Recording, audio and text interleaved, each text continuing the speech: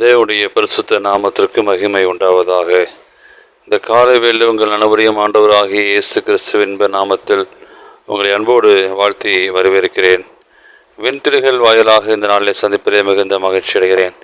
இந்த நாளின் செய்தியின் தலைப்பானது அழகாய் மாற்ற வல்லவர். அப்போஸ்தலர் 2ஆம் அதிகாரம் 17ஆம் வாக்கியம் சொல்கிறது, உங்கள் வாலிபர் தரிசனங்களை அடைவார்கள், உங்கள் மூப்பர் சொப்பனங்களை காண்பார்கள். தேவனுக்கு பிரியமான பிள்ளைகளே, ஒரு புழுவை பார்க்க மிகவும் அருவருப்பாக இருக்கும். அந்த புழுவை யாரும் கையில் எடுத்து விளையாட விரும்பார்கள். காரணம், அதன் தோற்றம், தன்மை நினைத்தாலே குடலை புரட்டும், முகம் வேறுபடும். ஆனால் ஒரு பட்டாம்பூச்சி அல்லது வண்ணத்து பூச்சி இருக்கின்றது, அதை பார்ப்பதற்கு மிகவும் அழகாக இருக்கின்றது. காரணம், அதன் தோற்றம், வர்ணம் நினைத்தாலே நம்முடைய முகம் மலர்கிறது, உள்ளமும் பட்டாம்பூச்சி போல் ஆகிறது. ஒன்றை நாம் மறக்கக்கூடாது, ஒரு புழுதான் பிற்பாடு பட்டாம்பூச்சியாக மாறுகிறது. எத்தனை உண்மை! நம்முடைய வாழ்க்கை ஒரு புழுவை போல் இருக்கின்றதா?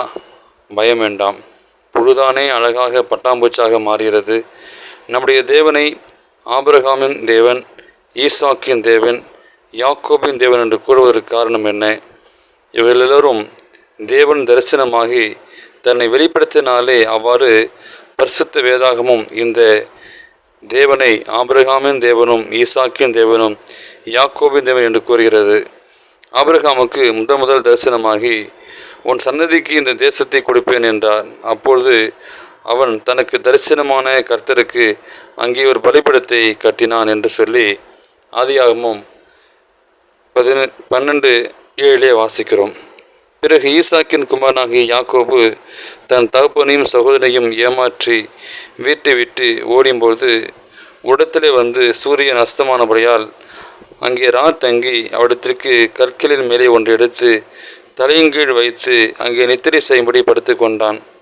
கர்த்தர், நீ படுத்திருக்கிற பூமியை உனக்கும் உன் சன்னதிக்கும் தருவேன். விதமாக தேவன் அவர்களுக்கு தரிசனமாகி தன்னை வெளிப்படுத்தி தன்னை சித்தத்தை தெரியப்படுத்தி அவர்களை நடத்தினாலே அவர் ஆபிரகாமின் தேவன், ஈசாக்கின் தேவன், யாக்கோபின் தேவன் என்று கூறுகிறார். உங்களையும் அழகான பிள்ளையாக மாற்றுவார். தேவனை அவருடைய கருத்தில் உங்களை ஒப்புக் கொடுங்கள். தேவன் நிச்சயமாய் ஆசீர்வதிப்பார். இந்த நாள் செய்தியை கேட்டு உங்களையும் பிறந்தநாளையும் திருமண நாளையும் காண்கிற பிள்ளைகளை தேவன் தாமே ஆசீர்வதிப்பாராக.